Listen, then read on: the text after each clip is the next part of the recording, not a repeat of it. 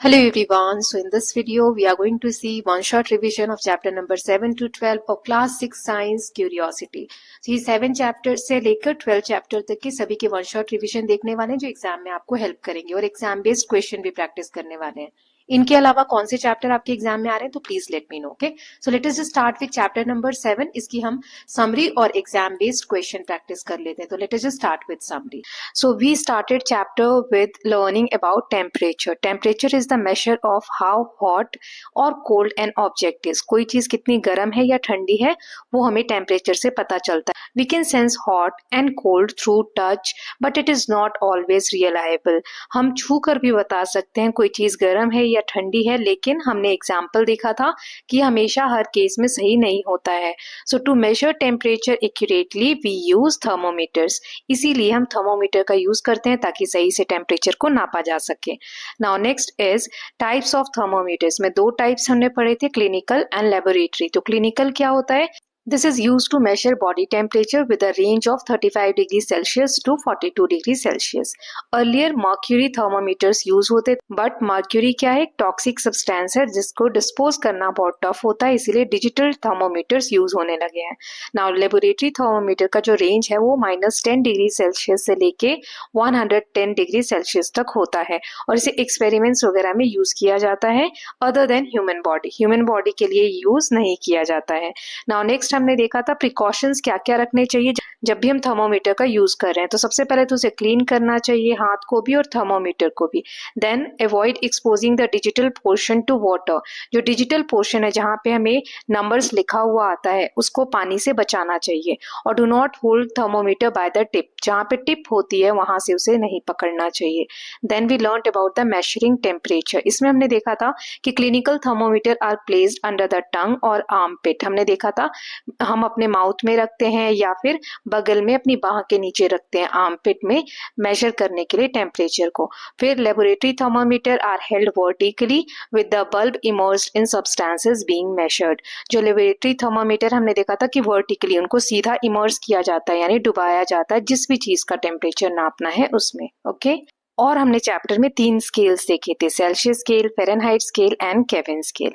So I hope ये summary आपको clear है. चैप्टर ऑलरेडी मैं बहुत डिटेल में पढ़ा चुकी हूँ तो पॉइंट्स सारे ऑलरेडी कवर हैं, फिर भी थोड़े से पॉइंट हमने डिस्कस कर लिए. अब एक्स्ट्रा क्वेश्चंस देख लेते हैं. तो सबसे पहले ऑब्जेक्टिव है, what is the normal body temperature of a healthy human. तो इसका आंसर है 37 degree Celsius. Then what is the range of a clinical thermometer. Clinical thermometer कहाँ से कहाँ तक नापता है. So 35 degree Celsius to 42 degree Celsius. Then next is which liquid is used in clinical thermometers. Clinical thermometers में कौन सा liquid use होता है? Ink, water, mercury या oil. Mercury use होता है. Then which thermometer has a range from -10 degree Celsius to 110 degree Celsius? Laboratory thermometer. I hope आपको ये सारे याद हैं और पॉज कर करके आप आंसर करेंगे. What is the boiling point of water on the Celsius scale? It is 100 degree Celsius. Then what scale is used in scientific temperature measurement? So Celsius, Fahrenheit, Kevin या रैंकिस में यूज करते हैं Kevin. Right? Then next is at what temperature does water freeze on the Celsius scale? 10 degree Celsius, 0 degree Celsius, 5 degree Celsius और -10 degree Celsius. So correct answer is 0 degree Celsius. 0 degree पे water freeze होना start होता है. Then which thermometer is used to measure body temperature? Laboratory thermometer, room thermometer, clinical thermometer या digital thermometer. So इसका answer है clinical thermometer. Now, what type of thermometer was used during the COVID-19 pandemic for non-contact temperature measurement? Clinical, infrared, mercury या laboratory.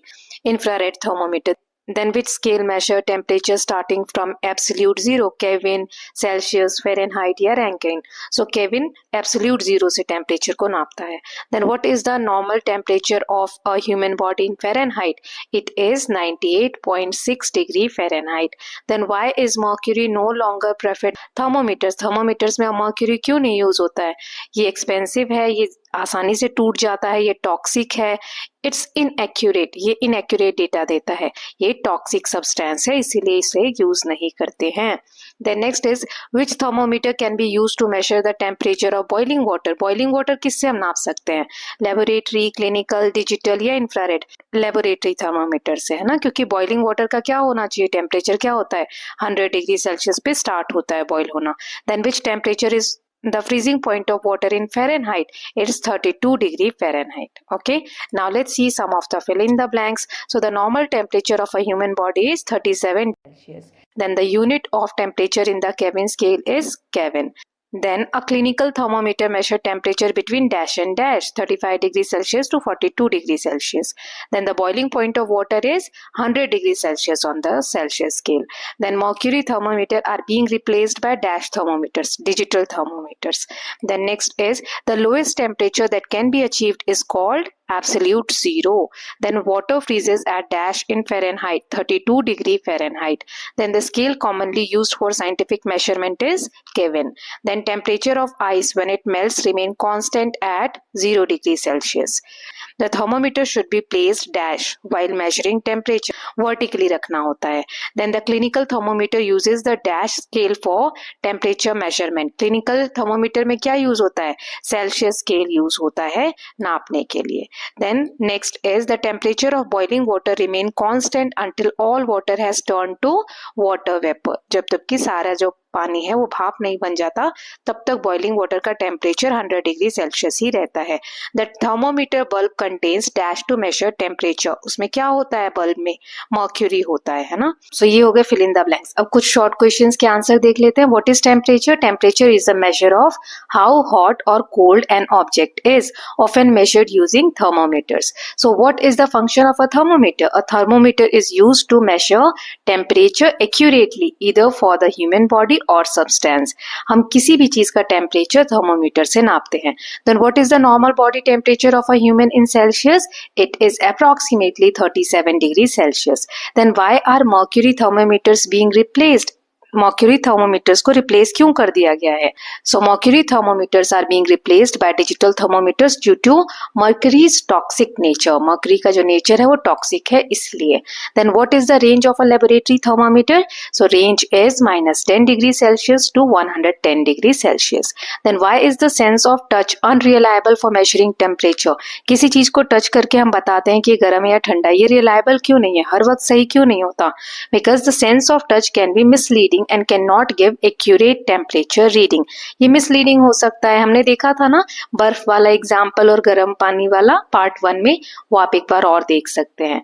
Then what is Celsius scale? Celsius scale क्या है? So it measure temperature with 0 degree Celsius as the freezing point and 100 degree Celsius as the boiling point of water. Then what is absolute zero? So absolute zero is the lowest possible temperature around -273.15 degree Celsius where all molecular motion stop. इस temperature पे आके सब कुछ zero हो जाता है, मतलब कुछ भी मूवमेंट नहीं होती है, सब फ्रीज हो जाता है.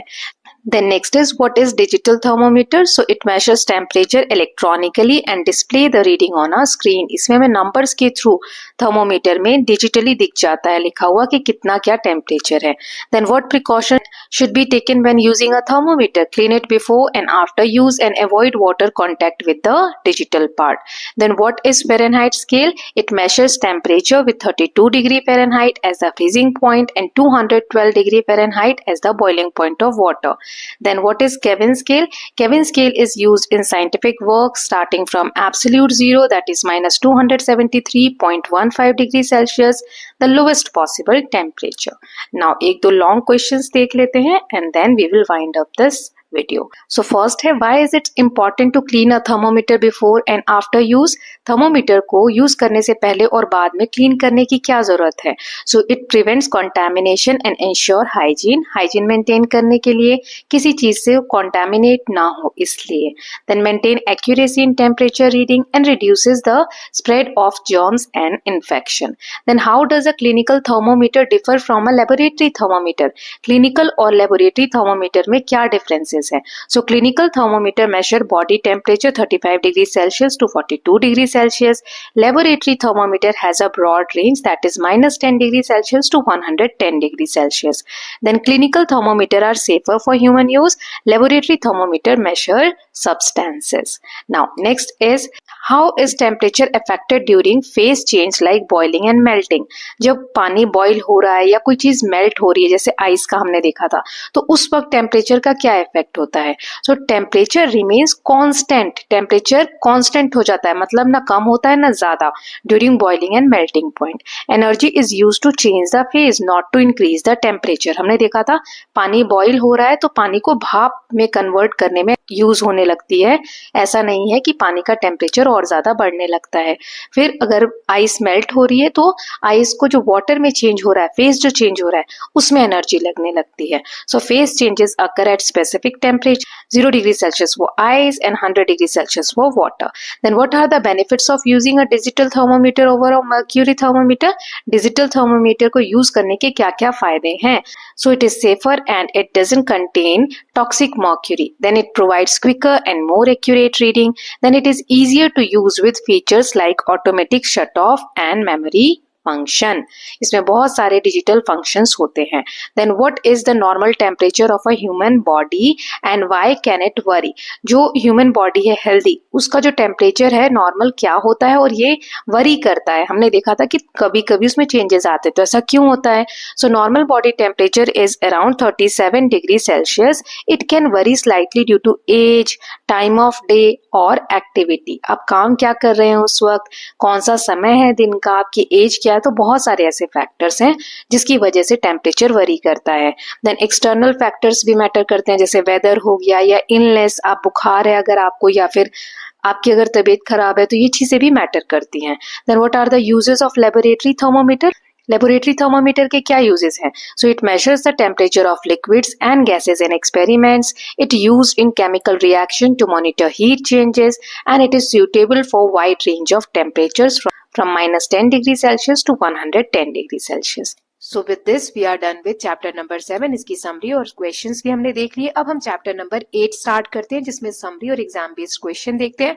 आपको और भी अगर क्वेश्चंस प्रैक्टिस करने हैं तो प्लीज लेट मी नो. सिर्फ मैं क्वेश्चंस की वीडियो अलग से बना दूंगी. ओके, तो चलिए स्टार्ट करते हैं. तो सबसे पहले हमने देखा था introduction to states of water. So solid, liquid and gas, ये जो 3 स्टेट्स हैं वाटर के.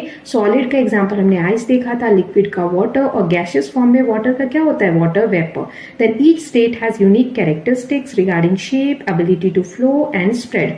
हर स्टेट में पानी का जो कैरेक्टरिस्टिक है वो यूनिक होता है. जैसे सॉलिड होगा तो उसका शेप फिक्स होगा, लिक्विड है तो वो इजिली फ्लो हो सकता है, स्प्रेड हो सकता है ना. गैसियस है तो भी वो स्प्रेड हो सकता है. फिर हमने ट्रांजिशन देखा था कि एक स्टेट से दूसरे स्टेट में वाटर कैसे ट्रांसफॉर्म होता है. So water changes its state through heating and cooling. Temperature कम ज्यादा होने की वजह से वाटर साइकिल बनती है, जिसमें वाटर एक स्टेट से दूसरे स्टेट में कन्वर्ट होता है. ओके, देन नेक्स्ट हमने देखा था ऑब्जर्विंग चेंजेस इन वाटर. इसमें कुछ इंपॉर्टेंट टर्म्स थे, जैसे मेल्टिंग क्या होता है, पिघलना. जब आइस को हम गर्म करते हैं वो पिघल के फिर से लिक्विड फॉर्म में आ जाता है. फ्रीजिंग क्या होता है, जमना. वाटर को कूल करते हैं ताकि वो फिर से आइस फॉर्म में आ जाए, सॉलिड फॉर्म में आ जाए, है ना. फिर इवेपोरेशन क्या होता है, वाटर जब वेपर फॉर्म में चेंज होता है हीट को एब्जॉर्ब करके, तो उसे हम बोलते हैं इवेपोरेशन. कॉमन एग्जांपल हमने इसके देखे थे, जब क्लॉथ्स ड्राई करते हैं, मॉपिंग फ्लोर्स, जब पोछा लगाते हैं, या वाटर पडल डिसअपियरिंग. बारिश के समय में जो कीचड़ हो जाता है वो जब सूखता है, तो ये सब किसके एग्जाम्पल देखे थे हमने, इवेपोरेशन के. फिर कंडेंसेशन क्या होता है, जब वाटर वेपर कूल हो जाता है फिर से लिक्विड फॉर्म में क्लाउड्स फॉर्म करता है, और जब ये ड्रॉपलेट्स बड़े होने लग जाते हैं तो बारिश के फॉर्म में फिर से नीचे आ जाता है ना. फिर हमने देखा था वाटर साइकिल. वाटर साइकिल एक साइकिल की तरह है, मतलब एक स्टेज से स्टार्ट होके फिर से एक चक्र जैसा बनता जाता है. तो उसमें पहला स्टेज क्या था, इवेपोरेशन.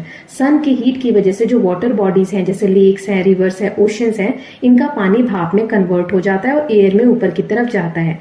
ऊपर जाने के बाद एक स्टेज एटमॉस्फेयर में ऐसा आता है जहां पे वो हवा ठंडी हो जाती है. इस स्टेज को हम क्या बोलते हैं, condensation. Rising water vapour cools in the atmosphere and forms tiny water droplets around dust particles creating clouds. Then precipitation यानी रेनफॉल भी होता है, इसका मतलब है ना, जब ड्रॉपलेट्स जो है वाटर ड्रॉपलेट्स ऊपर कंबाइन होकर हैवी हो जाती हैं तो रेन, हेल या स्नो के फॉर्म में नीचे फिर से रिवर, लेक्स या ग्राउंड वाटर में मिलती हैं. उसके बाद ये पानी कलेक्ट होता है रिवर्स में, लेक्स में, ओशन में या ग्राउंड वाटर के फॉर्म में, और इस तरीके से फिर वो पानी इवेपोरेट होता है. फिर से कंडेंसेशन, प्रेसिपिटेशन, कलेक्शन.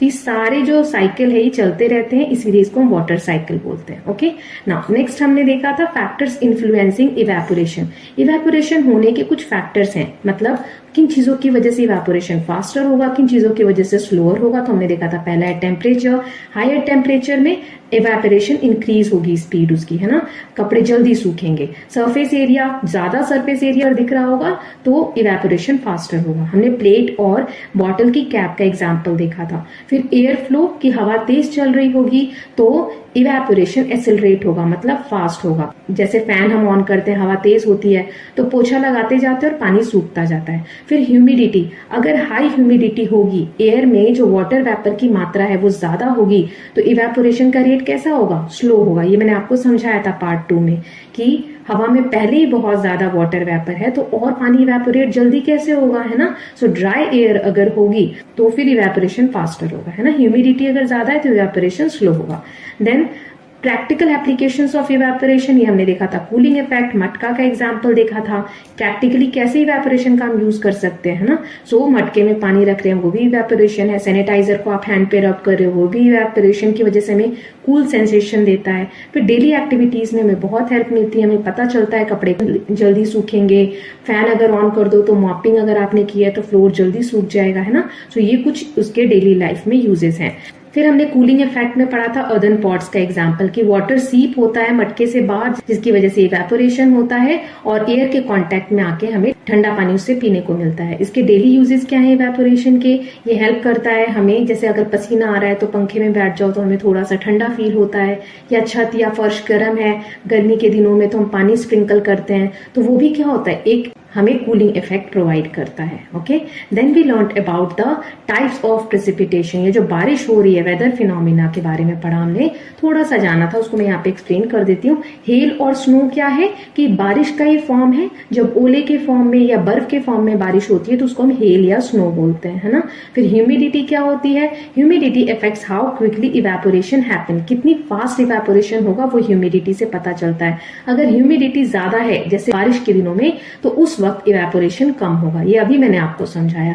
ह्यूमिडिटी के केस में अगर ह्यूमिडिटी ज्यादा है तो इवेपोरेशन का रेट कम होगा। फिर हमने लास्ट में देखा था कंजर्वेशन ऑफ वाटर। वाटर जो है एक रिस्पॉन्सिबिलिटी है हमारी, राइट तो है ही, हमारा अधिकार तो है कि पीने का पानी हमारे पास होना चाहिए, उससे भी ज्यादा ही हमारी रिस्पॉन्सिबिलिटी है क्योंकि पीने का पानी लिमिटेड है तो आगे आने वाली जनरेशन के लिए पानी बचा कर रखना है और पॉपुलेशन भी बढ़ रही है, राइट। तो पानी की डिमांड बढ़ रही है, इसीलिए वाटर कंजर्वेशन बहुत जरूरी है। और हमने ये भी पढ़ा था कि इसके बारे में हम चैप्टर 11 में और डिटेल में पढ़ेंगे।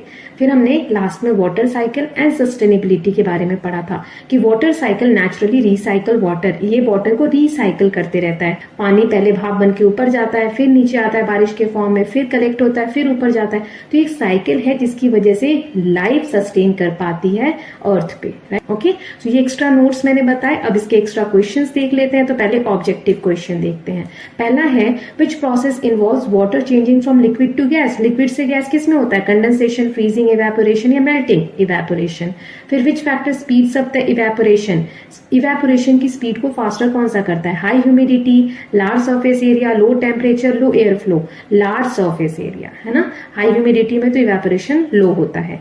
Then which state does water take on when it turns into ice, solid, liquid, gas या प्लाज्मा। पानी जब आइस फॉर्म में आता है यानी वो सॉलिड फॉर्म में आता है। Then what do you call water in its gaseous form, gaseous form में वाटर को हम क्या बोलते हैं, आइस, स्नो, वाटर वेपर या ड्यू, वाटर वेपर बोलते हैं, right. Then next is condensation mainly occurs when water vapour contact high temperature, hot surface, cold surface या एयर। कोल्ड सरफेस के कांटेक्ट में जब वाटर वेपर आता है तब कंडेंसेशन होता है। Then which tool helps increase evaporation indoor, घर में इवेपोरेशन का रेट फास्ट हो इसके लिए हम क्या यूज करते हैं, फैन, लाइट, रेफ्रिजरेटर या हीटर। फैन यूज करते हैं ना, वो विंड की स्पीड को बढ़ा देता है। Then what is the name of the cycle that involves the movement of water, life cycle, water cycle, nitrogen cycle या oxygen cycle, water cycle. Then which state of water does not have a fixed shape, इसमें से कौन सा form है water का, यह state है जिसमें शेप जो है फिक्स नहीं होती, आइस, लिक्विड, सॉलिड या फ्रोजन वाटर। लिक्विड में जो शेप है वो फिक्स नहीं होती, आइस का फिक्स शेप होता है, सॉलिड का भी फिक्स शेप होता है ना। Then evaporation lead to a cooling effect because it absorb heat, release heat, forms ice, none of these.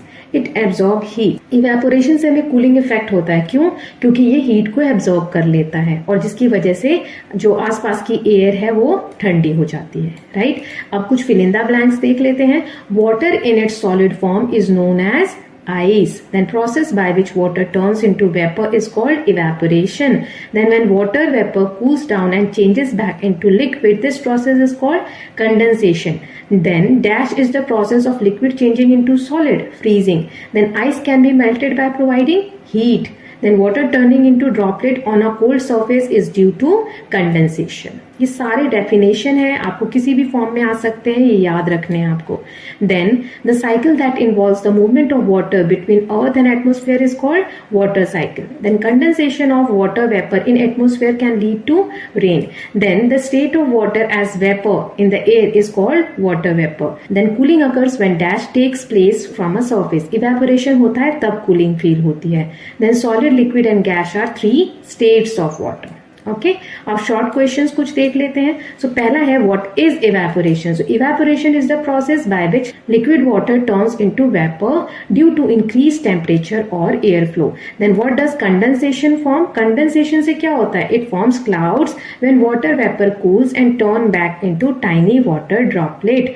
Then why does a fan dry clothes faster. क्योंकि ये air flow को increase करता है विच moves humid air away, speeding up the evaporation. Then what happens to water on sunny day? जिस दिन धूप होती है उस दिन पानी पे क्या असर होता है? So on sunny days, water evaporates faster due to higher temperature and sunlight. Okay. Then next is what is cooling effect? ये cooling effect क्या है? So it happens when heat is absorbed during evaporation, making surrounding surface feel cooler. Then why does natural grass feel cooler? जो natural grass है, घास है, वो ठंडी क्यों फील होती है? Because natural grass cools the air through evaporation, unlike plastic grass, which cannot evaporate water. Okay, then how does rain. बारिश कैसे बनती है या कैसे होती है? So rain forms when condensed water droplets in cloud grow large and heavy then fall on the ground. Then what causes evaporation to slow down. High humidity या फिर लैक ऑफ एयर फ्लो है, हवा नहीं चल रही है, humidity यानी उमस ज्यादा है, तो वो इवेपोरेशन के रेट को क्या कर देती है? स्लो कर देती है. Then next is why is water cycle important. Water cycle क्यों इंपॉर्टेंट है? क्योंकि through evaporation, condensation and precipitation, ये सारे स्टेप्स हैं वाटर साइकिल के. इससे लाइफ जो है वो अर्थ पे सपोर्ट होती है या सस्टेन होती है. Then how does the water cycle begin. Water cycle शुरुआत कैसे होती है? So it begins with evaporation of water from ocean, rivers and lakes due to sunlight. जो हीट की वजह से, सनलाइट की हीट की वजह से पानी इवेपोरेट होता है, तो उसी स्टेज से वाटर साइकिल की शुरुआत होती है. फिर वाटर वेपर क्या है? So it is the gaseous form of water present in air around us. Then why does sweat cool our skin? पसीना जो है हमारी स्किन को ठंडा कैसे कर देता है? So sweat evaporates from our skin, absorbing heat and create a cooling effect. क्योंकि पसीना इवेपोरेट होता है जब हम पंखे के नीचे बैठते हैं, जिसकी वजह से वो हीट एब्जॉर्ब हो जाती है और हमें फिर कूलिंग इफेक्ट फील होता है. ओके, तो ये हो गए शॉर्ट क्वेश्चंस. अब लॉन्ग क्वेश्चन आंसर देख लेते हैं. तो पहला है describe the process of melting with an example. Melting कैसे होती है? So it is a process where a solid turn into liquid when heat is applied. Heat की वजह से, टेम्परेचर हाई होने की वजह से जब गर्मी होती है तब कोई चीज पिघलना स्टार्ट होती है, उस प्रोसेस को मेल्टिंग बोलते हैं. For example ice melts into water when heated. जब हम आइस को गर्म करने लगते हैं तो वो वाटर में चेंज हो जाती है ना. सो ये होता है एक एग्जाम्पल मेल्टिंग का. Then explain the process of evaporation and its effect on the surrounding. Evaporation का आपको प्रोसेस बताना है और सराउंडिंग में आसपास कैसा असर होता है इवेपोरेशन का वो बताना है. So it is the process where water changes from liquid to gas, then water evaporates, it absorbs heat from its surrounding, creating a cooling effect. This is why wet surface feels cooler as water evaporates. Okay, then next question is what role does the sun play in the water cycle? So sun का क्या role है water cycle में? देखो sun ही नहीं होगा तो heat कहाँ से होगी? फिर वाटर इवेपोरेट धीरे होगा, है ना. So sun provides energy needed for evaporation, the first step in the water cycle by heating water bodies on earth. Okay, this energy drives the entire cycle, enabling the continuous movement of water in the cycle. Then explain why a matka that is earthen pot keeps water cool. जो मटका होता है या मिट्टी earthen pot जिसको हम बोलते हैं, वो पानी को ठंडा कैसे करता है ये हमें बताना है। So an earthen pot keeps water cool because water seeps through its porous surface and evaporate. मिट्टी का बना होता है जिसकी वजह से पानी बाहर की तरफ रिसता है और इवेपोरेट होता है। सो इवेपोरेशन से क्या होता है, it absorbs heat from the water inside creating a cooling effect. फिर इवेपोरेशन से उसमें हमें कूलिंग इफेक्ट देखने को मिलता है। तो इसके साथ हमने चैप्टर 8 भी कंप्लीट कर लिया है। अब चैप्टर 9 की समरी देख लेते हैं। इसमें हम समरी और क्वेश्चंस प्रैक्टिस करेंगे, तो पहले समरी के साथ स्टार्ट करते हैं। तो सबसे पहले हमने मेथड्स ऑफ सेपरेशन के बारे में पढ़ा था। Substances in mixture are separated to make them useful और रिमूव अनवांटेड कंपोनेंट। जो चीजें हमें नहीं चाहिए होती है उनको हम सेपरेट करते हैं ताकि वो खाने लायक बन सके या फिर यूजफुल बन सके। इसके लिए बहुत सारे मेथड्स होते हैं जो कि बेस्ड होते हैं फिजिकल प्रॉपर्टी कैसी है सब्सटेंसेस के, उसके ऊपर। देन देख लेते हैं कौन कौन से मेथड हैं, तो एक एक करके देखेंगे। पहले तो हैंड पिकिंग, जिसमें अलग साइज, कलर और शेप के बेसिस पे हम उनको अलग कर लेते हैं, जैसे ग्रेन्स में से, अनाज में से स्टोन्स को हटाना। फिर थ्रेशिंग हमने देखा था कि ग्रेन्स को, अनाज के दानों को पौधे में से अलग करते हैं, स्टॉक्स में से, बाय बीटिंग देम। ये एग्रीकल्चर में यूज होता है, खेती में यूज होता है। फिर विनोइंग, इसमें हम जो हस्क होता है, छिलका होता है ग्रेन का, उसको अलग करते हैं विंड की मदद से या एयर की मदद से। ये भी प्रोसेस हम एग्रीकल्चर में यूज करते हैं मोस्टली। फिर है कॉमन मेथड ऑफ सेपरेशन में नेक्स्ट हमने देखा था सीविंग, जिसमें हम पार्टिकल जो डिफरेंट साइज के होते हैं उनको छलनी से छान कर अलग अलग करते हैं, जैसे कि रिमूविंग ब्रैन फ्रॉम फ्लावर। आटे में से जो गेहूं के छिलके हैं वो हम छान कर अलग कर देते हैं। देन फिल्टरेशन, जिसमें हम इनसॉल्युबल सॉलिड को अलग करते हैं लिक्विड से, स्ट्रेनिंग टी लीव्स, जैसे चाय की पत्ती को छान लेते हैं। देन डिकेंटेशन, इसमें क्या करते हैं, लिक्विड को अलग करते हैं सॉलिड या फिर ऐसे लिक्विड से जो कि घुल नहीं रहा है, जैसे कि ऑयल और वाटर, है ना, टिल्ट करके हम बर्तन को करते हैं ये। फिर इवेपोरेशन में वाटर रिमूव हो जाता है और जो सॉलिड चीज है लाइक सॉल्ट वो बच जाती है ना, इवेपोरेशन हमने पिछले चैप्टर में भी देखा था। उसके बाद मैग्नेटिक सेपरेशन में हम ऐसे सब्सटेंस जो मैग्नेटिक सब्सटेंस होते हैं, जो मैग्नेट की तरफ अट्रैक्ट होते हैं, उसको अलग करते हैं नॉन मैग्नेटिक थिंग से बाय यूजिंग द मैग्नेट। फिर है चर्निंग, इसमें हम बटर को अलग करते हैं कर्ड से बाय स्पिनिंग, है ना, चर्नर का यूज करके।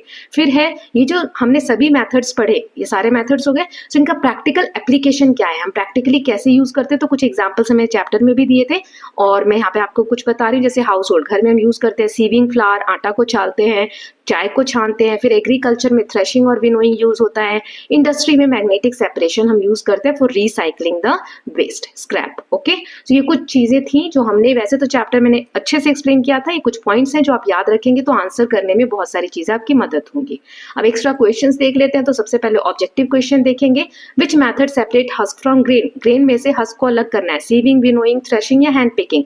विनोइंग हवा की मदद से, है ना। What separate grain from stock, winnowing, threshing, magnetic separation या सीविंग। इसमें हमने देखा था थ्रेशिंग में हम प्लांट जो होते हैं उससे अनाज को अलग करते हैं, उनको बीट करके, है ना। फिर what is used to separate salt from water, पानी में से नमक को अलग करना है। फिल्टरेशन, इवेपोरेशन, सीविंग या winnowing, evaporation. Then which method is used to separate tea leaves from tea, चाय में से चाय पत्ती को अलग करने के लिए कौन सा मेथड होता है, डिकेंटेशन, फिल्टरेशन, सीविंग या विनोइंग, फिल्टरेशन से हम अलग करते हैं। Then which method use a magnet, sieving, winnowing, filtration, magnetic separation. Magnetic separation में मैग्नेट का यूज करते हैं। फिर है what separates oil from water, churning, decantation, evaporation या सीविंग। डिकेंटेशन से हम तेल और पानी मिक्स हो जाए तो अलग करते हैं। Then method of separating flour from bran is called threshing, hand picking, sieving या विनोइंग। सीविंग से हम जो गेहूं का चोकर बोलते हैं, हम जो छिलका रह जाता है पतला पतला, उसको अलग करते हैं। देन चर्निंग हम क्यों यूज करते हैं, ऐसे कंपोनेंट को अलग करने के लिए, like butter from curd, salt from sea water, oil from water या सैंड फ्रॉम वाटर। सो ये हम बटर को अलग करने के लिए दही में से यूज करते हैं, चर्निंग का प्रोसेस। Now what separate sand from pebbles, magnetic separation, sieving, decantation या विनोइंग। सो इसमें हम सीविंग का यूज करते हैं, सैंड यानी रेत में से अगर कंकड़ पत्थर अलग करने हैं तो। सभी टॉपिक्स हम अच्छे से क्लियर कर चुके हैं, लेकिन जिन बच्चों ने पिछले पार्ट्स नहीं देखे उनको बहुत मुश्किल आने वाली है, आई नो दैट, क्योंकि सारे क्वेश्चन जो है कॉन्सेप्ट पे बेस्ड है। तो सभी लोग पिछले पार्ट्स जरूर देखें, नहीं तो समझ में नहीं आएगा, रट के कुछ नहीं होने वाला। Now next is what removes heavy particles from liquid, decantation, winnowing, filtration या थ्रेशिंग। सो हम डिकेंटेशन से क्या करते हैं, हैवी पार्टिकल्स को लिक्विड में से अलग करते हैं। Then which method is commonly used in agriculture, खेती बाड़ी में थ्रेशिंग, सीविंग, चर्निंग या मैग्नेटिक सेपरेशन। कौन सा यूज होता है, थ्रेशिंग यूज होता है।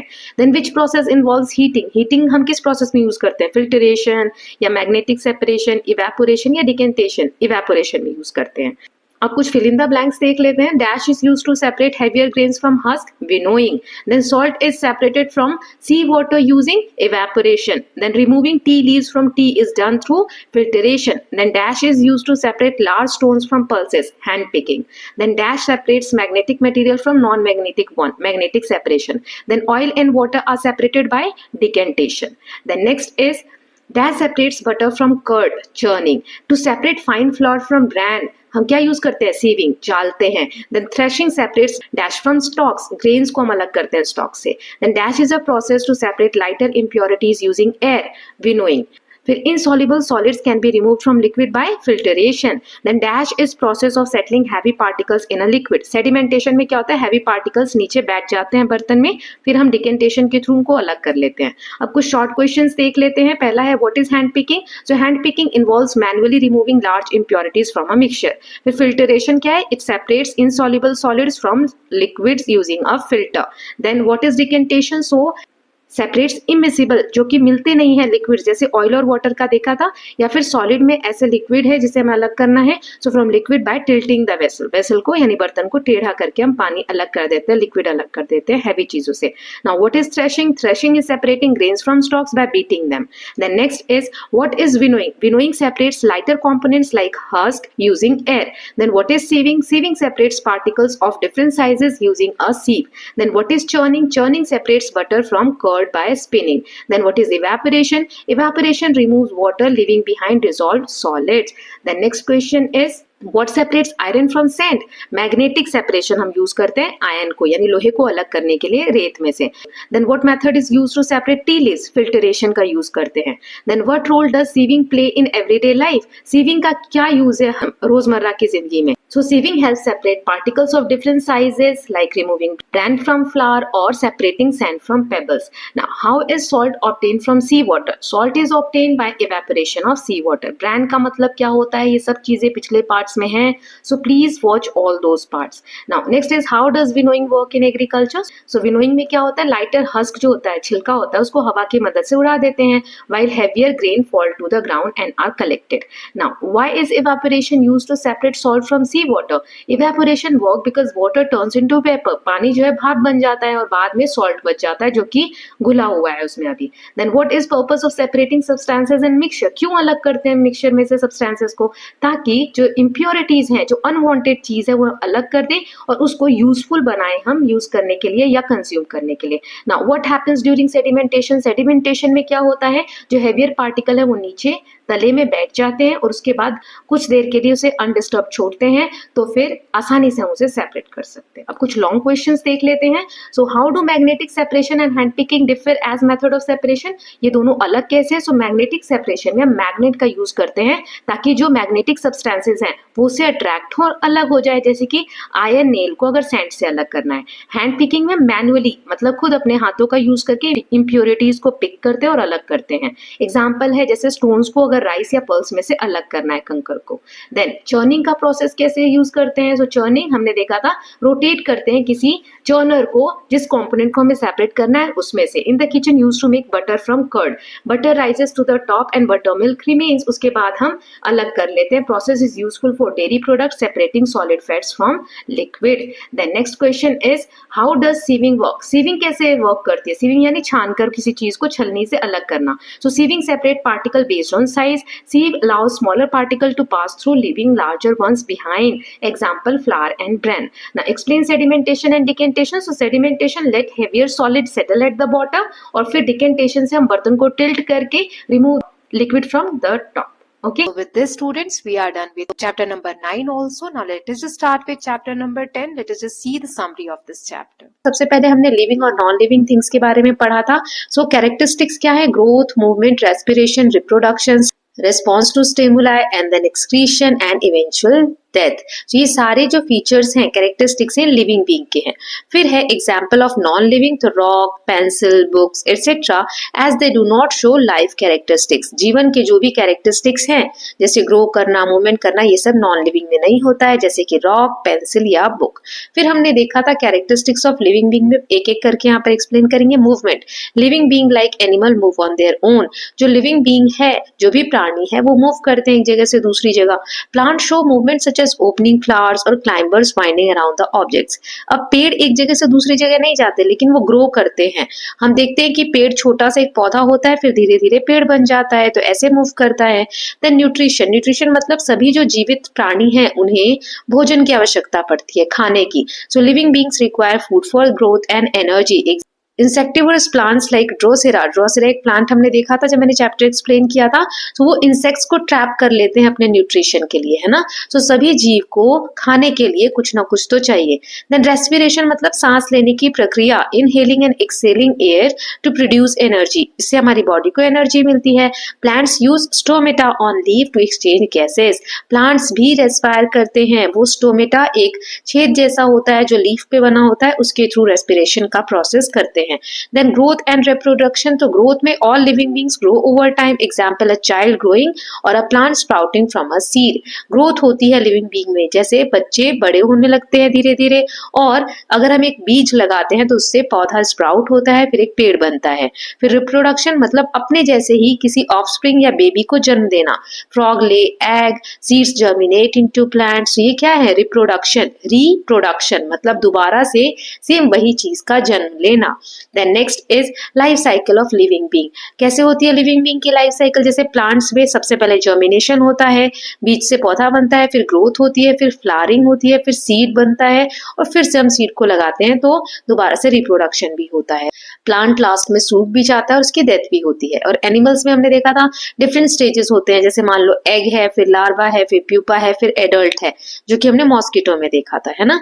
Then next is seed germination. So क्या क्या कंडीशन चाहिए बीज से पौधा बनने के लिए? एयर, वाटर और सुटेबल टेम्परेचर, ना ज्यादा गर्मी ना ज्यादा ठंडी, या फिर किस मौसम में हम बीज को लगा रहे हैं वो बहुत मैटर करता है। So this experiment shows that excess water और lack of air can prevent germination.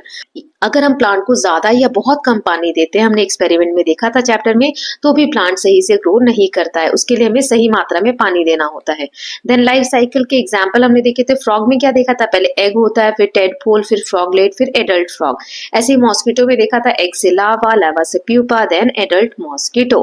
Then next हमने देखा था importance of life process. Processes like respiration, nutrition and reproduction ensure survival and continuation of species. दोबारा से एक ही जैसी स्पीस, अगर बच्चे जन्म नहीं लेंगे तो आगे हम जैसे जीव देखने को नहीं मिलेंगे, मानव जीव जो है ना।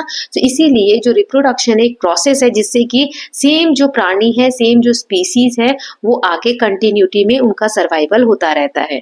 इंपॉर्टेंस क्या है इस लाइफ प्रोसेस का? Conditions like temperature and humidity affect life cycle and growth of living being, specially insects. ये सभी पॉइंट्स मैं ऑलरेडी चैप्टर समझाते वक्त अच्छे से एक्सप्लेन कर चुकी हूँ। आप एक बार सभी चैप्टर्स के जो पार्ट मैंने बनाए हैं ना, ये लास्ट पार्ट है, एक बार सभी पार्ट्स को फास्ट डबल स्पीड पे करके या 1.5 स्पीड पे करके देख सकते हैं। ओके, चलिए अब इसके एक्स्ट्रा क्वेश्चन देखते हैं। पहले ऑब्जेक्टिव्स देख लेते हैं।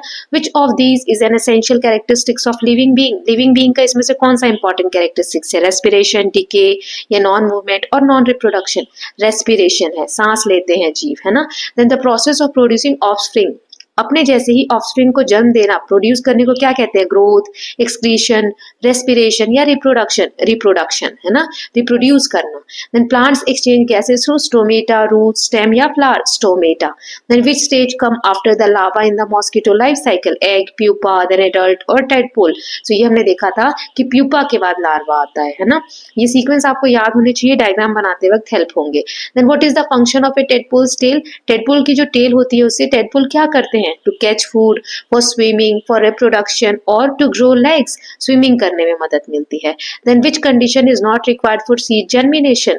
बीज से पौधा बनने के लिए कौन सी कंडीशन नहीं चाहिए? वाटर, एयर, लाइट या हीट? तो हमने देखा था लाइट की जरूरत नहीं है, बिना लाइट के भी पौधे स्प्राउट तो कर ही जाते हैं, ग्रो करने के लिए लाइट की जरूरत है।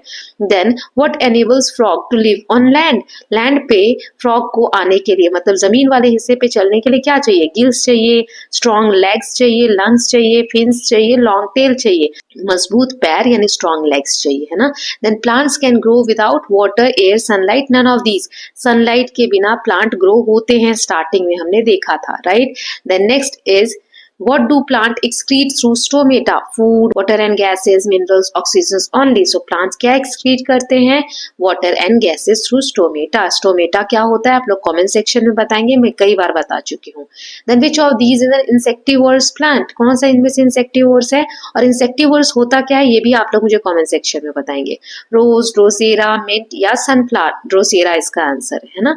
Then next देख लेते हैं. Seeds in a potted plant grow into sprout because they get air, water, air and sunlight, water and soil, all of these. Air और water जब मिलता है तो बीज से sprout बन जाते हैं. What is outer covering of seed called? बीज का जो ऊपरी hard वाला surface होता है उसे क्या कहते हैं? Coat, shell, embryo या pod? Coat कहते हैं. Then next is fill in the blanks. देख लेते हैं. Living being needs gas for respiration, oxygen. Then plants excrete excess water through stomata. Then in the life cycle of a frog, dash is the aquatic stage. Aquatic कौन सी होती है? tadpole की. Then the process by which seed sprout is called germination. Then dash is necessary for seed to grow into plant. Water बहुत जरूरी है. Then mosquito lays their egg in dash water, stagnant water. रुके हुए पानी में मच्छर जो है अपने अंडे देते हैं. Then the dash helps the tadpole swim. Swim, tadpole की जो टेल होती है वो हेल्प करती है स्विम करने में. Then plants like Drosera trap dash for nutrition, insect को ट्रैप कर लेते हैं. Then the outer covering of a seed is called seed coat. Then growth in plants required moist condition, मतलब थोड़ा मॉइस्चर होना चाहिए ग्रो करने के लिए. Then the process of removing waste is called excretion. Then all living beings show dash a response to their surroundings, movement. सभी जो living being है वो मूवमेंट शो करते हैं अपने आसपास के सराउंडिंग के हिसाब से. ओके, नाउ नेक्स्ट हम शॉर्ट क्वेश्चंस देख लेते हैं कि करके. What is germination? तो जर्मिनेशन एक प्रोसेस है जिसमें सीड जो है वो प्लांट में ग्रो होता है under suitable condition. Then why is water essential for plant? Water plants के लिए क्यों इंपॉर्टेंट है? क्योंकि वाटर सीड कोट को सॉफ्ट करता है और हेल्प करता है ग्रो में और न्यूट्रिशन प्रोवाइड करता है. Then what is the role of stomata in plant? Stomata helps in gas exchange and water excretion. Then what is the tail's function in a tadpole? Tail का क्या function है? ये swim करने में और water में सर्वाइव करने में मदद करते हैं. Then next is what is reproduction? Reproduction क्या होता है? So process by which living being produce offspring, जिससे बेबी होते हैं उस प्रोसीजर को हम कहते हैं reproduction. Then मॉस्किटो की लाइफ साइकिल में क्या स्टेजेस थे? तो एग से लार्वा, लार्वा से प्यूपा, प्यूपा से adult mosquito. Then next is why do roots grow downward? Roots जो है वो नीचे की तरफ क्यों जाते हैं? क्योंकि अर्थ की जो ग्रेविटी होती है उसकी वजह से जिसे हम कहते हैं जियोट्रॉफिज्म. Then what do seeds need to germinate? Seeds को क्या क्या चाहिए जर्मिनेट होने के लिए? Air, water and the right temperature to germinate, मतलब टेम्परेचर सही होना चाहिए. Then why do plants grow in moist soil? Plants moist soil यानी जो गीली मिट्टी होती है थोड़ी नमी वाली उसमें क्यों ग्रो करते हैं? क्योंकि जो गीली मिट्टी है उससे वाटर जो एसेंशियल न्यूट्रिएंट है वो ग्रोथ और डेवलपमेंट में मिलता है. Then how do frog breathe as adult? Frog कैसे सांस लेते हैं? तो वो अपने लंग्स का यूज करते हैं और स्किन का यूज करते हैं सांस लेने के लिए. What is pupa? प्यूपा क्या है? तो प्यूपा, लार्वा, ये हमने देखा था कि इंसेक्ट की स्टार्टिंग की स्टेज होती है, जैसे हमने मॉस्किटो में भी देखा था, मॉथ में भी देखा था. Then what happens if seeds are kept dry? अगर बीज को ड्राई सूखा रखे रहो तो क्या बीज से पौधा बनेगा? No, seeds will not germinate without moisture. Then what happens if a plant get excess water? ज्यादा पानी देंगे तो क्या होगा? Excess water can block air in the soil suffocating the plant root. Plant की जो रूट्स है वो सही से ग्रो नहीं करेंगी और प्लांट डैमेज हो जाएगा. अब कुछ लॉन्ग क्वेश्चंस देख लेते हैं. सो फर्स्ट है explain the characteristics of living being. Living being के क्या क्या कैरेक्टरिस्टिक्स है? तो बहुत से ओवर टाइम हमें देखने को मिलते हैं characteristics. that they move either fully animals or partially plants. जो लिविंग बींग्स हैं जैसे कि प्लांट्स वो कुछ हद तक हम कह सकते हैं कि ग्रो करते हैं और उसमें मूवमेंट दिखाते हैं. एनिमल्स तो एक जगह से दूसरी जगह जाकर भी मूवमेंट दिखाते हैं. फिर वो रिप्रोड्यूस करते हैं ताकि उनकी जो प्रजाति है वो चलते रहे. रिस्पायर करते हैं ताकि एनर्जी मिल सके और कोई भी एक्शन हो रहा है, स्टिमुलाई हो रहा है तो उसको रिस्पॉन्ड करते हैं. Then what are the condition necessary for seed germination? क्या क्या चाहिए सीड को पौधा बनने के लिए? सो वाटर चाहिए ताकि सीड कोट सॉफ्ट हो सके. Then air provides oxygen for aspiration. Then a suitable temperature activates metabolic process. खाना जो हम खाते हैं उसको पचाने की प्रोसेस को हम बोलते हैं मेटाबॉलिक. सो मेटाबॉलिक प्रोसेस के थ्रू प्लांट्स को भी इंपॉर्टेंट न्यूट्रिशन मिलते हैं. ओके, तो प्लांट्स की जर्मिनेशन में, सीड की जर्मिनेशन में बहुत इंपॉर्टेंट है. Then describe the life cycle of a frog. Frog का लाइफ साइकिल क्या था? तो सबसे पहले पानी में अंडे देते हैं, फिर एग जो है हैच यानी टूट जाते हैं और टेडपोल बनते हैं जिसकी टेल यानी पूंछ होती है. है, टेडपोल में धीरे धीरे लेग्स आने लगते हैं, लंग्स आने लगते हैं, फिर एडल्ट फ्रॉग जो लैंड पे भी रह सकते हैं और ये रिप्रोड्यूस भी करते हैं। देन सनलाइट का क्या सिग्निफिकेंस है प्लांट की लाइफ में? तो सनलाइट हेल्प करती है प्लांट को फूड बनाने में। फोटोसिंथेसिस का जो प्रोसेस होता है जिसमें प्लांट अपना खाना खुद बनाती है, तो उसमें सनलाइट का बहुत इंपॉर्टेंट रोल है। Then it affects plant movement, plant के मूवमेंट में भी हेल्प मिलती है। हमने देखा था कि जिधर की तरफ से लाइट आती है तो प्लांट का जो तना है, शूट वाला पार्ट है, वो उधर की तरफ ग्रो होता है ना, जिसे हम फोटोट्रोपिज्म भी कहते हैं। देन नेक्स्ट इज मॉस्किटो का लाइफ साइकिल बताना है तो मॉस्किटो सबसे पहले हमने देखा था पानी में पत्ते पे या किसी चीज पे वो एग्स देते हैं, फिर एग्स फूट जाते हैं, उसमें से लार्वा बनता है, फिर प्यूपा बनता है, फिर प्यूपा ट्रांसफॉर्म हो जाता है एडल्ट मॉस्किटो में, capable for reproduction. Then describe the process of seed germination with its stages. Seed germination की क्या प्रोसेस है?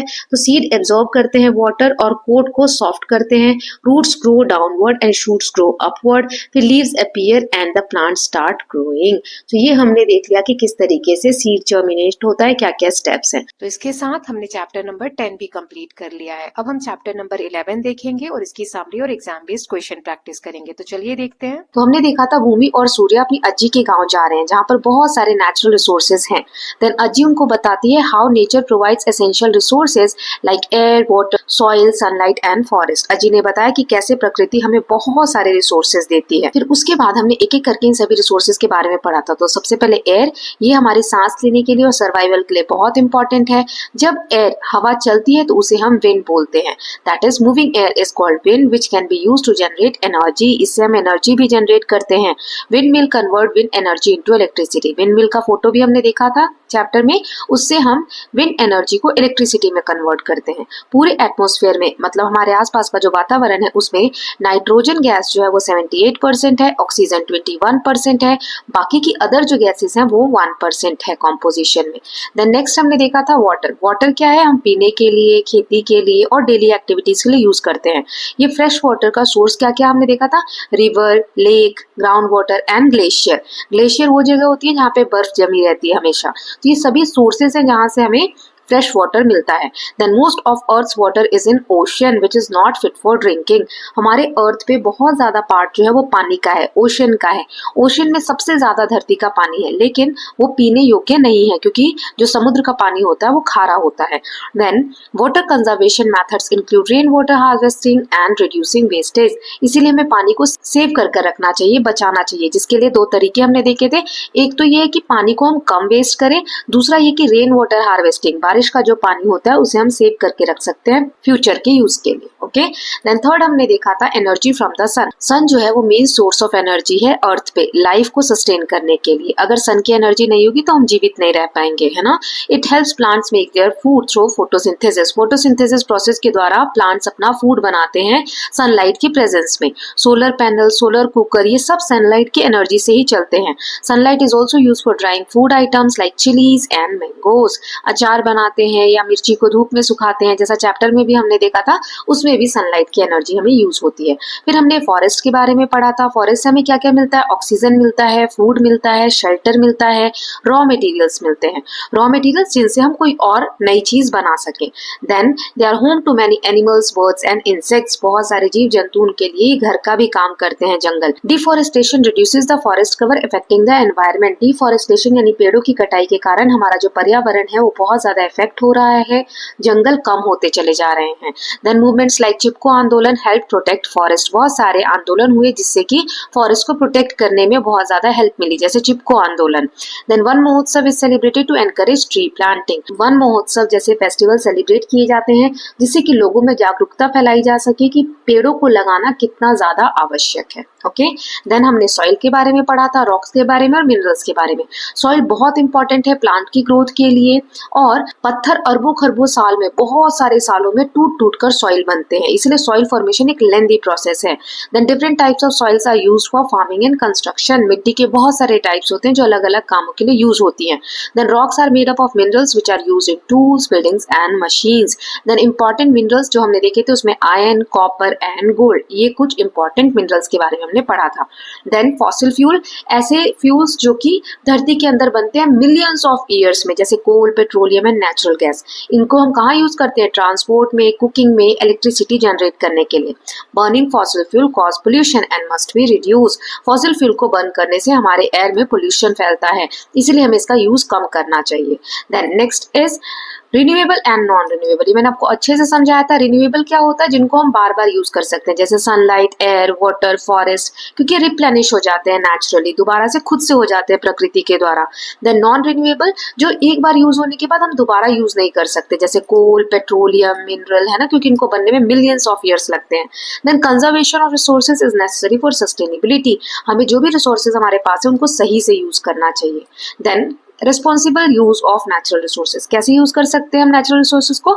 जुडिशियस, मतलब न्यायपूर्वक, सही तरीके से, वेस्ट नहीं करना चाहिए, ताकि हम आगे आने वाली जनरेशन के लिए भी इन रिसोर्सेज को संभाल कर रख सके। फिर पोल्यूशन को कम करके, रिसाइकल करके, कि एक चीज हमने यूज की उसको दोबारा से यूज करें, ऐसा नहीं प्लास्टिक यूज किया और फिर फेंक दिया। जितनी ज्यादा बार हम किसी चीज को यूज कर सकते हैं उतना करना चाहिए। सोलर और विंड एनर्जी जो क्लीन फ्यूल है उनका हमें यूज करना चाहिए। अवेयरनेस प्रोग्राम जैसे ट्री प्लांटेशन ड्राइव्स के बारे में, अभी मैंने एक फेस्टिवल का नाम बताया, महोत्सव करके था, वो क्या था आप मुझे कमेंट सेक्शन में बताएंगे, जिससे कि ट्री प्लांटिंग में अवेयरनेस प्रोवाइड होती है। चलिए अब हम कुछ एक्स्ट्रा क्वेश्चन देख लेते हैं। तो सबसे पहले ऑब्जेक्टिव क्वेश्चन देखेंगे। Which gas is present in the highest quantity in the air? सबसे ज्यादा कौन सी गैस है? ऑक्सीजन, कार्बन डाइऑक्साइड, नाइट्रोजन या आर्गन? Nitrogen gas. कितना परसेंट है? मैंने अभी डेटा भी बताया था, तो आप मुझे कमेंट सेक्शन में बताएंगे। Then what is the main source of energy on Earth? Earth पे सबसे ज्यादा क्या मेन सोर्स है एनर्जी का? वाटर, सॉइल, सन या एयर? तो अभी मैंने बताया आपको, इसका आंसर क्या है? सन एनर्जी, है ना। Then which natural resource is non renewable? Water, air, coal और सनलाइट। कोल जो है वो नॉन रिन्यूएबल है। What is the movement of air called? Air की मूवमेंट को क्या कहते हैं? विंड, ब्रीज, स्टॉर्म या क्लाउड? तो विंड कहते हैं। Then next is which process helps plants make food? Respiration, photosynthesis, fermentation या डाइजेशन? फोटोसिंथेसिस के द्वारा प्लांट जो है वो अपना फूड बनाते हैं। Then which of the following is a fossil fuel? Wind, water, coal और सनलाइट? सी, कोल जो है वो फॉसिल फ्यूल है। Then next is what is rain water harvesting? Rain water harvesting क्या है? Collecting rain water for later use, later मतलब बाद में. Then removing water from rivers, filtering ground water and cleaning polluted water. So हमने देखा था बारिश के पानी को संभाल के रखना ही rain water harvesting कहलाता है, यानी A. Then which human activity harms forest? Tree plantation, water conservation, deforestation या rain water harvesting? So इसका आंसर है C, deforestation की वजह से human being जो है forest को नुकसान पहुंचा रहे हैं. Then what is the main source of fresh water? Fresh water का main source क्या है? ओशन, ग्लेशियर्स, ग्राउंड वाटर या दोनों? B and C. So glacier and ground water, क्योंकि ओशन में तो खारा पानी है, तो ए हमारा सही नहीं है. Then which gas do human needs for survival? Carbon dioxide, nitrogen, oxygen और हीलियम? सी, ऑक्सीजन की वजह से हम सर्वाइव कर पाते हैं. अब कुछ फिल इन द ब्लैंक्स देख लेते हैं. Dash is the main source of energy on earth? Sun. Moving air is called wind. The gas essential for breathing is oxygen. Dash is a non renewable source of energy? Coal. Dash is the process of collecting and storing rainwater harvesting. The largest amount of water on earth is found in ocean. Then next is dash helps in the formation of soil over time. Weathering of rocks, पत्थर जो है छोटे छोटे कणों में टूट कर ही मिट्टी बनाते हैं. Then dash energy is used in solar panel. Solar panel में कौन सी एनर्जी यूज होती है? Solar energy. Then dash is used to make tools, machines, buildings. Minerals का यूज करके हम टूल्स बनाते हैं, मशीनरी बनाते हैं, बिल्डिंग्स बनाते हैं. Then dash movement was started to protect trees from being cut. Chipko movement ने स्टार्ट करा था ट्री को प्रोटेक्ट करने के लिए.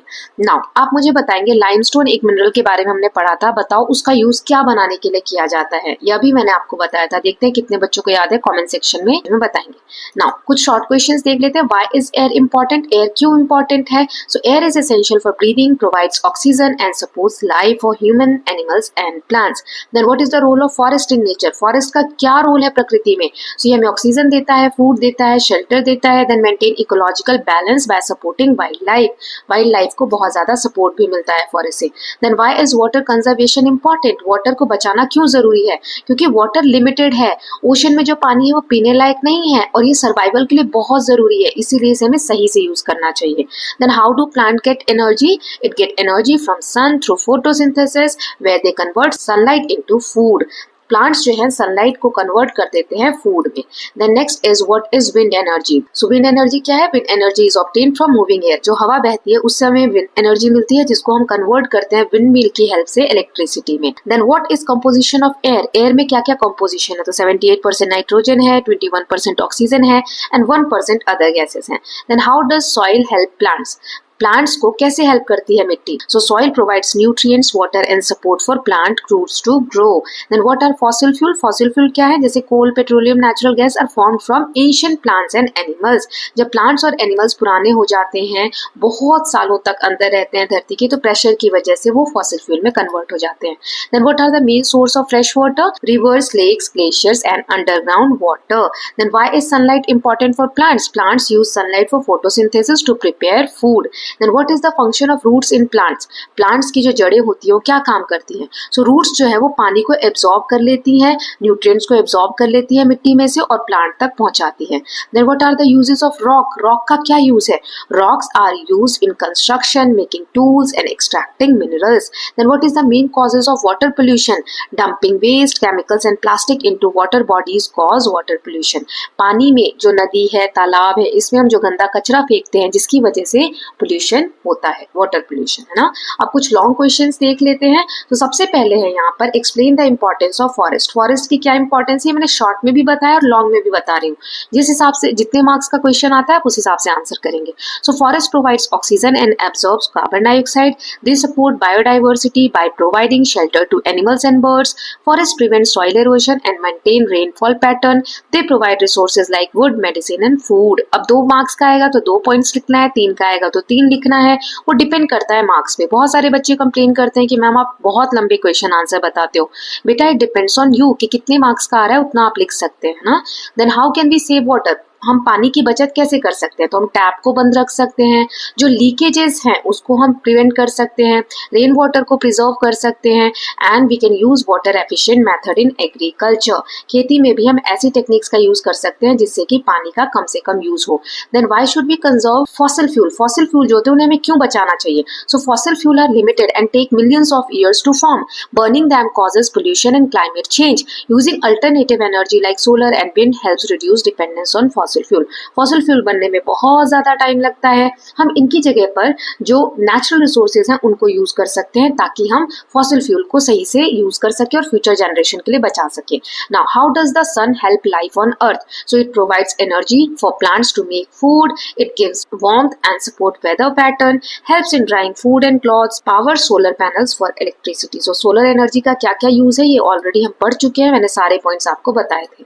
Then what are the effects of deforestation? Deforestation यानी पेड़ों की कटाई, तो इसके क्या क्या इफेक्ट्स हैं? So loss of biodiversity and habitat destruction, पेड़ों को काटने से जंगली जानवरों की रहने की जो व्यवस्था है वो खत्म हो जाती है। Increase soil erosion and reduce rainfall, contributes to global warming by increasing carbon dioxide level, affects local and global climatic pattern.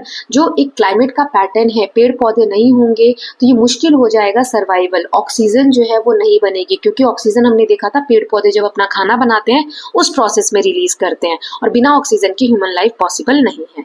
फिर एयर पोल्यूशन को हम कम कैसे कर सकते हैं? So we can use public transport instead of private vehicle to reduce fuel consumption, plant more trees as they absorb carbon dioxide and release oxygen, use cleaner energy sources like solar, wind power instead of fossil fuel. So ये सारे कुछ points हैं जिनको आप याद रख सकते हैं या फिर इनमें से जितने पॉइंट्स चाहें आप लिख सकते हैं एज पर द मार्क्स की एयर पोल्यूशन को हम कैसे कंट्रोल कर सकते हैं। Okay students, so with this we are done with chapter number 11 and the last chapter, chapter number 12 Beyond Earth, इसकी summary और exam based question देखते हैं। तो let us start with the summary। तो stars and constellation, स्टार की खुद की light होती है, constellation हम किसे कहते हैं? ग्रुप ऑफ स्टार्स को कहा जाता है जिसके कुछ रिकॉग्नाइज करने वाले पैटर्न बनते हैं। पोल स्टार एक फिक्स जगह पे रहता है नॉर्थ में जिससे नेविगेशन में हेल्प मिलता है। 88 कॉन्स्टिलेशंस हैं जो ऑफिशियली रिकॉग्नाइज किए गए हैं। नाइट स्काई में क्या होता है? Light pollution reduces visibility of the stars in cities. Big Dipper और Little Dipper help locate the pole star. किसके पॉइंट पे आता है पोल स्टार? वो अभी मैंने ड्रॉ भी किया था तो आपको ये कमेंट सेक्शन में बताना है।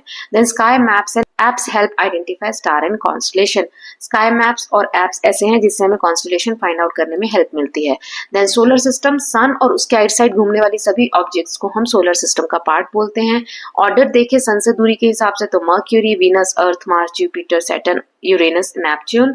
इनर प्लैनेट, आउटर प्लैनेट पढ़े थे तो ये 4 Mercury, Venus, Earth and Mars ये रॉकी होते हैं, ये इनर प्लैनेट है। आउटर गैशियस होते हैं Jupiter, Saturn, Uranus and Neptune. Pluto is a dwarf planet as per the 2006 IAU। सो IAU की फुल फॉर्म क्या है? कमेंट सेक्शन में बताएंगे, मैं पहले भी बता चुकी हूँ। इन्होंने 2006 में प्लूटो को प्लैनेट की कैटेगरी से आउट कर दिया। The natural satellites and other celestial objects. तो सैटेलाइट ऐसा ऑब्जेक्ट है जो प्लैनेट को ऑर्बिट करता है। मून अर्थ का नेचुरल सैटेलाइट है जो 27 दिन में अर्थ के चक्कर लगाता है। एस्ट्रॉइड्स क्या है? रॉकी बॉडी है, ये एस्ट्रॉइड बेल्ट में मोस्टली पाए जाते हैं। कॉमेट आइसी ऑब्जेक्ट्स होते हैं जो लॉन्ग टेल के साथ होते हैं। जब ये सन के पास जाते हैं तो टेल जैसा फीचर क्रिएट होता है। Milky Way galaxy and the universe. So Milky Way galaxy contains billions of stars including our solar system. Universe has many galaxies beyond the Milky Way. Scientist are studying, वो पढ़ रहे हैं exoplanets के बारे में। Exoplanets वो होते हैं जैसे हमारे जो 8 प्लैनेट है वो सन के अराउंड चक्कर काट रहे हैं, तो दूसरी गैलेक्सी के प्लैनेट्स को हम एक्सोप्लैनेट्स कहते हैं। तो साइंटिस्ट जो है ये जानकारी इकट्ठी कर रहे हैं कि एक्सोप्लैनेट में लाइफ कहीं पॉसिबल है या नहीं। Okay, now let us just do some extra questions. तो सबसे पहले ऑब्जेक्टिव्स देख लेते हैं। Which of these is the closest star to Earth? Earth के सबसे क्लोजेस्ट कौन सा स्टार है? Pole star, Proxima Centauri, then Sirius और द सन। तो सन सबसे पास का स्टार है अर्थ के। What is constellation? A group of galaxies, group of planets, group of stars forming patterns, a type of asteroids. तो सी इसका आंसर है कि जो स्टार पैटर्न बनाते हैं उनको हम कॉन्स्टेलेशन कहते हैं। Then which planet is known as red planet? Venus, Jupiter, Mars और सैटर्न। मार्स को हम रेड प्लैनेट बोलते हैं। What is the brightest star in the night sky? Polaris, Sirius या बेटलजस या कैनोपस। सिरिस जो है वो ब्राइटेस्ट स्टार है। Then which constellation is also called Saptarishi? Saptarishi किसे कहते हैं? Orion, Ursa Major, then Taurus और कैनिस मेजर। तो इसका आंसर है B, अर्सा Major. The movement of Earth around the sun is called rotation, revolution, orbiting या स्पिनिंग। सो हमने देखा था अर्थ क्या करती है? रिवॉल्व करती है। तो इसका करेक्ट आंसर क्या हो जाएगा? B. Then next is which planet is known as evening star? Mars, Jupiter, Venus या Mercury? Venus. Then asteroid belt is located between Mars and Jupiter, Venus and Earth, Jupiter and Saturn या Saturn and Uranus. So Mars and Jupiter के बीच में एक belt आती है जिसे हम एस्ट्रॉइड बेल्ट बोलते हैं। Then which planet has the most moon? Earth, Mars, Jupiter, Neptune. तो जुपिटर के सबसे ज्यादा मून है। Then which star appears fixed in the sky? Sirius, Betelgeuse, pole star या वेगा। सो पोल स्टार फिक्स होता है हमेशा नॉर्थ डायरेक्शन की तरफ हमें देखने को मिलता है। Then next is what do we call the movement of moon around the earth? Rotation, revolution, orbiting या स्पिनिंग? रिवोल्यूशन। जब कोई बॉडी दूसरी बॉडी के अराउंड चारों तरफ घूमती है तो उसे हम रिवोल्यूशन कहते हैं। और कोई भी बॉडी अगर अपने ही अक्ष पर यानी एक्सिस पर स्पिन करती है, राउंड राउंड घूमती है, तो उसे हम रोटेशन कहते हैं। Which planet is known as blue planet? Mars, Earth, Neptune या वीनस? अर्थ को हम ब्लू प्लैनेट कहते हैं। ऐसा क्यों कहते हैं आप मुझे कमेंट सेक्शन में बताएंगे। Then what is the largest planet in solar system? Solar system में सबसे बड़ा प्लैनेट कौन सा है? अर्थ, सैटर्न, जुपिटर या नेपच्यून? तो C, Jupiter. Then what is the second planet from sun? Sun से दूरी अगर हम देखें तो उसमें सेकंड कौन सा प्लैनेट आता है? मर्क्यूरी, वीनस, मार्स या अर्थ? वीनस आता है सेकेंड नंबर पे। फर्स्ट नंबर पे कौन सा आता है? सबसे सन के पास या सन से दूरी के समय सबसे पहले कौन सा प्लैनेट आता है वो आप कमेंट सेक्शन में बताएंगे। अब कुछ फिल इन द ब्लैंक्स देख लेते हैं। Sun is a star. The pole star helps in finding the north direction. The planet closest to the sun is Mercury. The largest planet in our solar system is Jupiter. Aryan constellation is shaped like a hunter. The movement of Earth around the sun is called revolution. Then a planet natural satellite is called moon. Then the Milky Way is a galaxy. The moon takes dash days to revolve around the Earth, 27 days. Then the asteroid belt lies between Mars and Jupiter. Then the planets that has rings and is famous for them is Saturn. Moon does not have its own light. Moon की खुद की light नहीं होती। तो moon क्या planet है या नहीं है ये आप मुझे कमेंट सेक्शन में बताएंगे। अब हम कुछ शॉर्ट आंसर्स क्वेश्चंस देख लेते हैं। So what is constellation? It is a group of stars forming a recognisable pattern in the sky, often named after animals, objects और character. Why does the pole star appear fixed? Pole star fix क्यों दिखता है? It is aligned with Earth's axis, so it does not change position in the night sky. Earth जो अपने अक्ष पर झुकी हुई है, एक्सिस पे झुकी हुई है, हमने सोशल में पढ़ा था। सो इसीलिए पोल स्टार का जो अपीयरेंस है या पोल स्टार की जो पोजीशन है वो उसके एक्सिस के अराउंड है, इसलिए हमें वो फिक्स दिखता है, एक ही जगह पर नॉर्थ डायरेक्शन में पॉइंट होता हुआ दिखता है। Then what is the brightest star in the night sky? Sirius. Then which planet is called morning star? Venus is called morning star when it appears before sunrise. इसी को हम evening star भी कहते हैं। Then what is Milky Way? So it is galaxy that contains our solar system and billions of stars. Then what is function of pole star? Pole star appears fixed in the sky and helps locate the north direction for navigation. Then why do planets not twinkle like star? Planets twinkle क्यों नहीं करते हैं star की तरह? क्योंकि planets reflect करते हैं sunlight को and are closer to earth, so they appear steady unlike stars that twinkle. Planets जो होते हैं उनकी खुद की रोशनी नहीं होती है, वो सनलाइट से रोशनी लेते हैं ना, इसीलिए वो ट्विंकलिंग इफेक्ट्स नहीं देते हैं। Then what is asteroid? Asteroids are rocky objects orbiting the sun, mostly found in the asteroid belt between Mars and Jupiter. Asteroid belt कहां पर पाई जाती है? मार्स और जुपिटर के बीच में।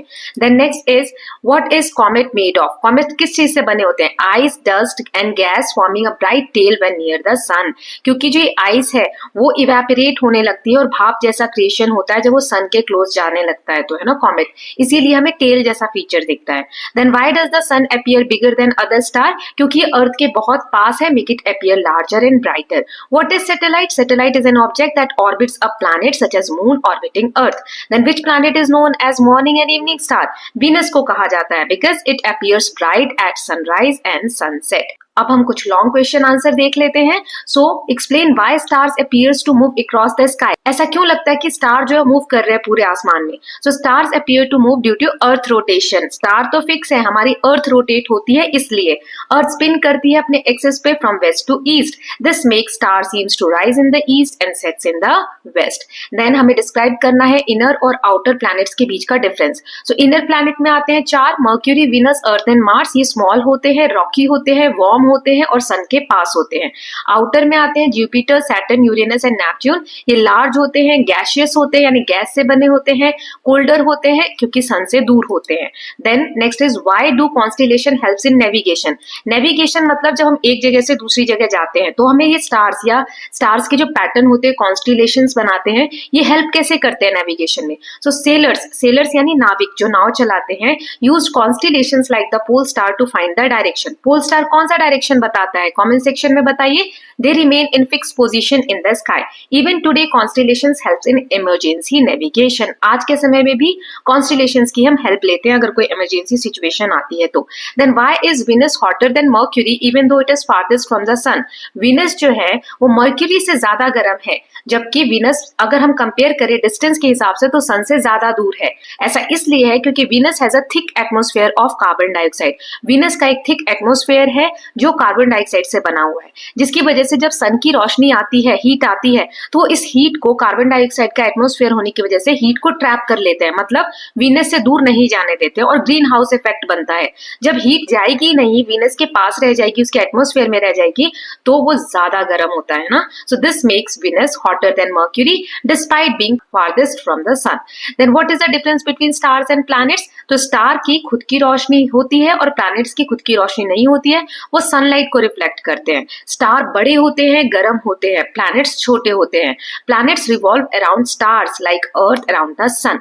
प्लैनेट्स जो है वो स्टार्स के अराउंड घूमते हैं जैसे कि अर्थ घूमती है सन के अराउंड।